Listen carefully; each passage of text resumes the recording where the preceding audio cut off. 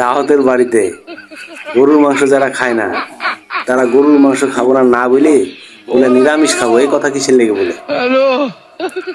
তার সমস্যা আছে, অসুখ আছে, অ্যালার্জি আছে, এই কারণে সে বলে গরুর মাংস অ্যালার্জি হবে, এই কারণে খাই না।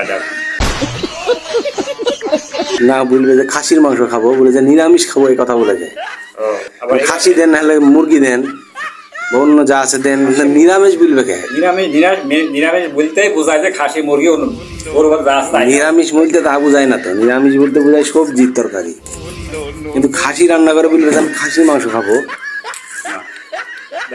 খাসি রান্না করে না, ব্রয়লার রান্ধে,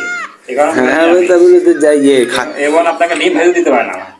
না বলবে যে আমি গরুর মাংস বদলে খাবো না বা অন্য যা আছে দেন, নিরামিষ খাবো, এই কথা বলবে ছেলে।